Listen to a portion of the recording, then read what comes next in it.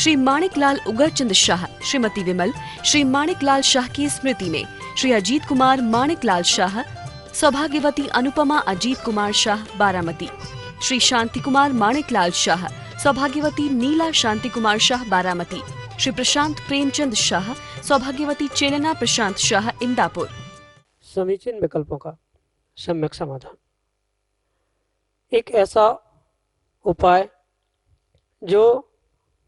हमारे मन में उठने वाले प्रतिदिन अनेकानेक समीचीन विकल्प हैं, उनका सम्यक रीति से आगमुक्त विधि से सम्यक समाधान प्रदान कराने वाला है। क्या आपके मन में भी कोई विकल्प है? और अगर आपके मन में कोई विकल्प है तो आप भी अपने समीचीन विकल्प का सम्यक समाधान परम पूज्य मुनिश्री के मुखारबिंद से प्राप्त कर सकते हैं। देश देशांतर से अनेकानेक समीचीन विकल्प हमें यहाँ प्रतिदिन प्राप्त हो रहे हैं और परम पूज्य मुनिश्री उनका आगमुक्त विधि से तार्किक पूर्ण रीति से हम सबको सम्यक समाधान प्रदान कर रहे हैं। प्रारंभ करते हैं आज का सम्यक समाधान। और आज का पहला विकल्प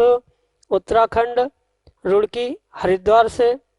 साधुराम जैन, अध्यक्ष दिगंबर जैन समाज रुड़की, परम पूज्य मुनिश्री के चरणों में बारंबार नमोस्तु निवेदित करते हुए अपना समीचीन विकल्प रख रहे हैं कि महाराज जी, अरिहंत भगवान का जल से निहन करना क्या धर्म सम्मत है? अब शांति धारा भी होने लगी है, दिगंबर जैन मुनि नहाते नहीं हैं, तो अरिहंत भगवान पर जल धारा कहाँ तक उचित है? अरिहंत भगवान का नहाना बालक अवस्था में इंद्रों द्वारा प्रासुक जल से होता है। क्या हम प्रतिमा जी का निहन करते समय अरिहंत भगवान नहीं मानते? विद्वानों एवं आचार्यों से हमें ज्ञात भी है कि अरिहंत भगवान का अभिषेक छन्ने को प्रासुक जल से भिगोकर प्रतिमा जी के ऊपर जो रजकण लग जाते हैं उन्हें गीले छन्ने से साफ कर देना चाहिए और उस छन्ने को धोकर गंधोदक बनाकर अपने मस्तक पर लगाना चाहिए। क्या यह उचित है? हमारे समीचीन विकल्प का सम्यक समाधान करने की अनुकंपा करें। नमोस्तु महाराज जी, नमोस्तु। साधुराम जी, शायद पूर्वाचार प्रणीत उन आगम ग्रंथों का और गहनतम अध्ययन करने की आवश्यकता हमारे परिप्रेक्ष्य में आपके लिए है, क्योंकि ये जो अरिहंत भगवान का अभिषेक, प्रतिमा अभिषेक आदि के विषय को लेकर जो आपके मन में द्वंद्व रूपी विकल्प है वह वास्तव में आगम सम्मत नहीं है। क्योंकि जो भगवान के या प्रतिमा और अरिहंत भगवान के इस अभिषेक के विषय में ये आपका धर्म सम्मत है, शांति धारा हो चाहे अभिषेक हो, यह परिपूर्ण रूप से ये वर्तमान की व्यवस्था नहीं है, अपितु ऐसा भी शायद आपने पढ़ा हो नहीं पढ़ा हो, आगम ग्रंथों में स्पष्ट रूप से उल्लेख है कि मात्र मनुष्य ही नहीं अपितु स्वर्गों से देव आकर उस अकृत्रिम जिन बिंब की अभिषेक पूजा आदि करते। वहाँ पर वे कोई देव स्वर्गों से कोई छन्ना नहीं लाते या रजोकण मिटाने के लिए, साफ सफाई के लिए अभिषेक नहीं होता। ये वर्तमान में कुछ ऐसे लोगों का चिंतन है जिन्होंने वास्तविकता में धर्म के अनेकांत को और धर्म की उन क्रियाओं को नहीं समझा। किंचित भी हमारे जैनागम में प्रतिमा का अभिषेक या अरिहंत भगवान का भी जो अभिषेक कहा जाता है, किया जाता है, किंचित भी भगवान के ऊपर की रजोकण धूल मिटाने के लिए नहीं, अपितु उनके अभिषेक से हमारे आत्मा के लगे हुए उस कर्मों की रजोकण को मिटाने के लिए कहा जाता है। बहुत अच्छी बात हमें यह समझनी होगी कि जैनागम में पूर्वाचार्यों ने 4 प्रकार के अभिषेक की व्याख्या बहुत बृहत स्तर से की, जिसको आप बालक के रूप में विकल्प में रख रहे हो, वही अरिहंत बालक या तीर्थंकर बालक जो आने वाली समय में तीर्थंकर पद को प्राप्त करने वाला है, ऐसे उस तीर्थंकर बालक का जो अभिषेक होता है वह जन्माभिषेक कहा जाता है। यह पहला अभिषेक होता है। दूसरा अभिषेक वह हुआ करता है जब वह तीर्थंकर बालक या कोई राजा अपने उस राज्य पद पर आसीन होता है, उस समय पर उनका राज्याभिषेक किया जाता है, वह उसका दूसरा अभिषेक कहा जाता है। पुनः जब वह दीक्षा के लिए प्रवृत्त होते हैं, दीक्षा लेने के लिए तैयार होते हैं, तो दीक्षा के पूर्व जो अभिषेक किया जाता है उसको दीक्षाभिषेक कहा जाता है। और अंतिम उस चौथे अभिषेक को हमें बहुत अच्छे से समझना होगा, जिसे आगम ग्रंथों में प्रतिमा अभिषेक ऐसा कहते हुए आचार्यों ने उद्घाटित किया। मैं पुनः आपके लिए बहुत अच्छे से समझाने का प्रयास कर रहा हूं कि जो चौथा अभिषेक प्रतिमाभिषेक कहा गया है, उसे ही हम प्रतिदिन अरिहंत भगवान का अभिषेक मानकर मंदिर आदि में किया करते हैं। अन्य वह न जन्माभिषेक है और न अरिहंत भगवान का अभिषेक है। अरिहंत भगवान जो समोशरण में विराजमान होते हैं उनका वह अभिषेक नहीं है, पर उन अरिहंत भगवान की स्थापना जो हम उस प्रतिमा में करते हैं, उस स्थापना निक्षेप से उस प्रतिमा का हम अभिषेक करते हैं, और जिसको आगम ग्रंथों में चौथा अभिषेक प्रतिमाभिषेक के रूप में ही स्वीकार किया है। इसलिए ये प्रत्येक क्रिया धर्म सम्मति है और रहेगी। रही बात मुनिराजों के नवन की और अरिहंत के नवन की, वह अरिहंत भगवान का नवन नहीं है। नवन बाल अवस्था में जो जन्माभिषेक होता है वहां पर नवन कहा जा सकता है, पर वास्तविकता में जो अभिषेक होता है वो प्रतिमा अभिषेक है, नवन नहीं है। जहाँ मुनिराजों की बात आप कह रहे हो कि मुनिराज नहाते नहीं हैं, तो मुनिराज अलग परमेष्टि है, अरिहंत भिन्न परमेष्टि है। और मुनिराजों के 28 मूल गुणों में एक मूल गुण है जिनके अंतर्गत वह कभी भी स्नान आदि को प्राप्त नहीं होते, पर अरिहंत भगवान मुनिराज अवस्था में, यानी उस अरिहंत अवस्था में तो वह मुनिराज है, क्योंकि जो निर्ग्रंथ के 5 भेद बताए हैं उनके अंतर्गत वह स्नातक नाम के मुनिराज ही कहलाते हैं। पर यह बात पुनः मैं आपसे दोहरा के हुए कहना चाहता हूँ कि अरिहंत भगवान का या तीर्थंकर भगवान का समोशरण आदि में अभिषेक नहीं होता। जो अभिषेक हम लोग करते हैं, आप लोग करते हो, वह अभिषेक परिपूर्ण रूप से मात्र और मात्र प्रतिमाभिषेक हुआ करता है, जिसे मुनिराज देखते हैं और श्रावक करते हैं। इसलिए मुनिराज के साथ साथ उन अरिहंत प्रतिमाओं का किंचित भी हमें तुलनात्मक क्रियाओं से साथ नहीं जोड़ना होगा, क्योंकि अरिहंत भगवान का अभिषेक नहीं हो रहा है, अभिषेक उनकी प्रतिमा का हो रहा है। मुनिराज भले ही नहाते नहीं हैं, उनके 28 मूल गुणों में वह क्रिया है, पर प्रतिमा भिन्न विषय होता है और साक्षात अरिहंत परमेष्टि या मुनिराज भिन्न विषय होता है। इसलिए ये जो बहुत सारे जीवों के वर्तमान में दिमाग में ये भ्रम बैठा हुआ है कि अरिहंत भगवान के ऊपर की धूल साफ करने के लिए अभिषेक किया जाता है या छन्ने से साफ किया जाता है, ये सर्वथा हमारे मात्र दिमाग की ही उपज है। आगम में ऐसा कहीं भी उल्लेख पूर्वाचार्यों ने नहीं किया है। आज ही नहीं, अपितु आप इस विषय को बहुत बहुत प्राचीन ग्रंथों में, तिलोय पंडिती जैसे ग्रंथों में भी आप खोल कर देख सकते हो। इस प्रतिमा अभिषेक के विषय में बहुत बृहद स्तर पर उस तिलोय पंडिती ग्रंथ में आचार्य भगवान ने बहुत सारी बातों से इस अभिषेक के रहस्य को उद्घाटित किया है, क्योंकि ये परिपूर्ण श्रावक जन्य क्रिया धर्म के अनुकूल और धर्म से सम्मत ही है, जिसे पूर्वाचार्यों ने स्पष्ट रूप से उद्घाटित किया। मुनिराजों का नहाना और अरिहंत भगवान का नहाना, यहाँ तो हम तुलना कर सकते हैं, पर अरिहंत की प्रतिमा भिन्न है। जहाँ हम प्रतिमाभिषेक करते हैं, कहते हैं वह प्रतिमाभिषेक है, वह किंचित भी अरिहंत का अभिषेक या अरिहंत का नहाना नहीं है। मुनिराज नहाते नहीं है, ये परम सत्य है, पर प्रत्येक मुनिराज की व्यवस्था हम अरिहंत में नहीं घटित कर सकते। कुछ ऐसे भी जीव वर्तमान में हैं जिन्होंने इन व्यवस्थाओं को, इन पदों की व्यवस्थाओं को ना समझने के कारण बहुत सारा भ्रम प्राप्त कर लिया। जैसे कई स्थानों पर जो भगवान की रथ यात्रा आदि प्रतिमा को लेकर निकलती है, बहुत सारे स्थानों पर इस कारण से बंद कर दिया गया कि मुनिराज रथ पे या वाहन पे नहीं बैठते, तो हम अरिहंत की प्रतिमा को कैसे रखें, अरिहंत भगवान कैसे विहार करें। वह अरिहंत भगवान नहीं है। मैं पुनः कह दूं, मात्र स्थापना निक्षेप से वहां अरिहंत भगवान की प्रतिमा को हमने अरिहंत मानकर अपने पाप कर्मों का क्षय करने के लिए, पाप रूपी कर्मों की रजोकण नष्ट करने के लिए ही ये अभिषेक पूजा आचार्य भगवंतों ने श्रावक के लिए उद्घाटित की है। मात्र अभी नहीं, अपितु यह व्यवस्था त्रैकालिक थी, है और रहेगी। इसके लिए अगर आपको समझना है तो अकृत्रिम जिनबिंब जिनालय आदि की जो व्यवस्था है, वहाँ साक्षात स्वर्गों के देव आकर वहाँ भगवान का अभिषेक पूजा करते हैं। इसलिए इन सभी बातों को समझते हुए हम ये निर्णय कर ले कि जो 4 प्रकार के अभिषेकों में ये भगवान अरहंत का जो हम अभिषेक कहते हैं वह प्रतिमा अभिषेक है, वह ना जन्माभिषेक है, ना किसी बालक के समान नहाना है, वह नहाना भिन्न होता है और अभिषेक भिन्न हुआ करता है। यह अभिषेक जो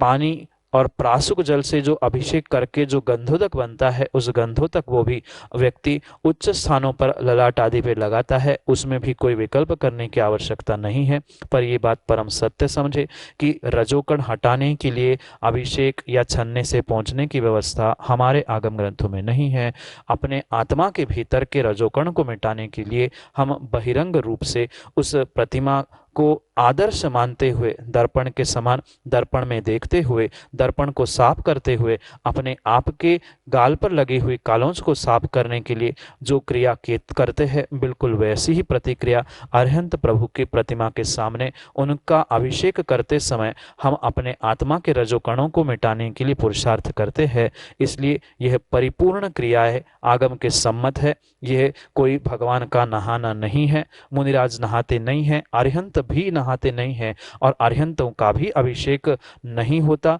वह अरहंत की प्रतिमा का, 5 परमेष्ठी के प्रतिमा का अभिषेक आगम के सम्मत है, हमारे धर्म के सम्मत है वह। इसलिए उन आगम ग्रंथों का आप विशेष स्वाध्याय करें। इसलिए आपके लिए परम आशीष के साथ सम्यक समाधान। अगला विकल्प अशोकनगर मध्य प्रदेश से राजा जैन पंसारी परम पूज्य मुनिश्री के चरणों में बारंबार नमोस्तु निवेदित करते हुए कह रहे हैं कि महाराज जी, जैसे किसी परिवार में गमी या सूतक हो जाता है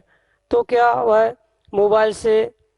भक्तामर पाठ आदि पढ़ सकते हैं एवं पूजा कर सकते हैं क्या?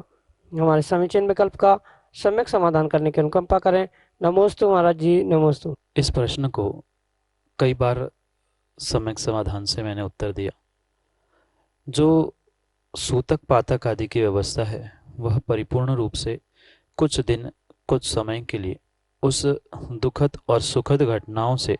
अपने आप को देवशास्त्र गुरु से दूर रखने के लिए ये व्यवस्था आगम में बनाई गई। भले ही वर्तमान में वैज्ञानिक और इस भौतिक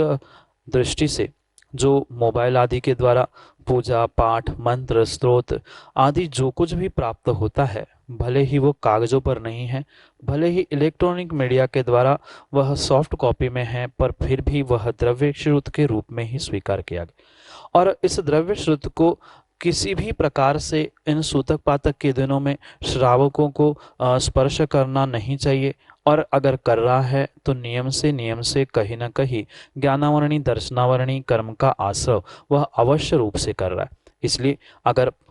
हमारे पास ऐसी कुछ व्यवस्था हो कि हमें जो मंत्र याद है, पूजा याद है, उसको ही हम भाव पूजा भाव पाठ आदि के द्वारा प्राप्त कर लें, पर किंचित भी किसी भी प्रकार से हम जो हमारे मोबाइल आदि में, कंप्यूटर लैपटॉप आदि में भी अगर कोई ऐसे मंत्र पाठ स्त्रोत फोटो आदि विराज रखे हुए हैं और उसको अगर स्पर्श कर रहे हैं उन सूतक पातक आदि के दिनों में, तो नियम से हमें दोष और कर्मों का आश्रव अवश्य होगा। इसलिए उससे बचने के लिए उन क्रियाओं से हम उन दिनों में विमुख रहे। यही आपके लिए सम्यक समाधान। कृष्णा जैन उदयपुर राजस्थान से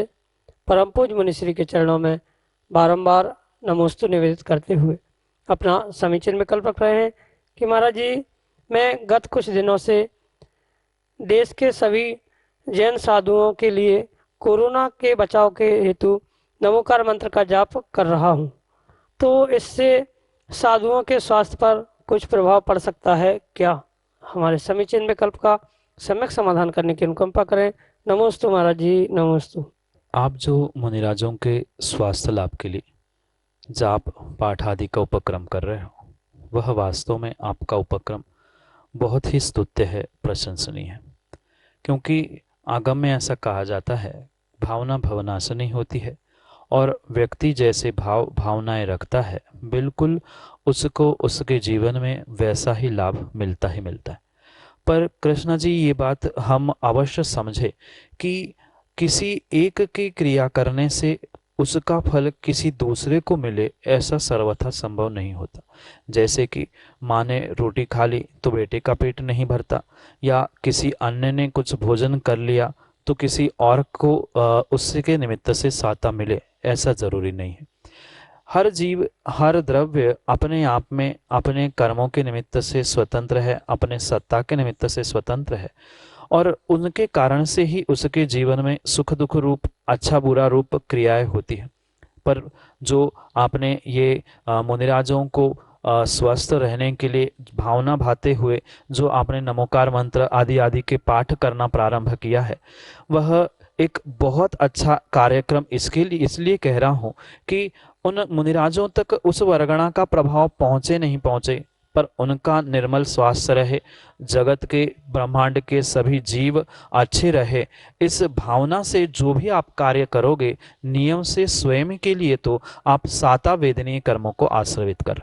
क्योंकि जो आपकी प्रत्येक जीव भूत व्रति अनुकंपा, ऐसा सूत्र देते हुए उमा स्वामी जो उन साता वेदनी कर्म के आश्रव के हेतु बताते हैं, वहां पर आपका व्रतियों के प्रति जो अनुकंपा के भाव है, उस अनुकंपा दया आदि भावों के निमित्त से जो आपने ये माला फेरना प्रारंभ की है, इसलिए मुनिराज के निमित्त से आपने भले ही किए हैं, पर मुनिराजों का स्वास्थ्य ठीक हो नहीं हो ये भिन्न विषय है, पर आपने अपने स्वयं के लिए, अपने परिवार के लिए तो ये बहुत अच्छा उपक्रम करते हुए स्वयं के लिए साता वेदनीय का आश्रव अवश्य किया है।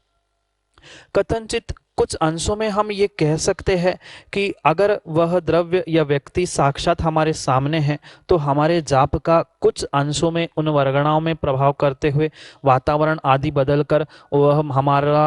हमारी वर्गणाएं, मंत्रों की वर्गणाएं, मंत्रों की पॉजिटिविटी वहां तक पहुंचकर कुछ निमित्तभूत उनके लिए वह सहयोगी बन सकते हैं। पर आप कहाँ विराजमान हैं, वहां से निर्ग्रंथ मुनिराज कहाँ कहाँ विराजमान है, इसलिए सर्वथा आपकी वह पुण्य वर्गणा, मंत्र की वह पुण्य वर्गणा वहां तक पहुंचकर उनका काम करे नहीं करे, पर यह पक्का है आपकी जो सद्भावना है, सद्भावना से उनका भी और आपका भी नियम से कल्याण अवश्य ही होगा। क्योंकि जीव का जैसा पुण्य पाप का उदय होता है वैसा उसके साथ घटित होगा ही होगा, पर आपने जो उनके प्रति सद्भावना को लेते हुए दया अनुकंपा के साथ ये उपक्रम प्रारंभ किया है, उसके निमित्त से आपने अपने लिए तो बहुत सारा पुण्य संचय इकट्ठा कर ही लिया है, और वह भी विशेष रूप से त्यागी व्रति और मुनिराजों के निर्मल स्वास्थ्य के लिए जो आपने ये भावना भाई है और जाप आदि प्रारंभ किया है, आप अवश्य उसे करते रहे,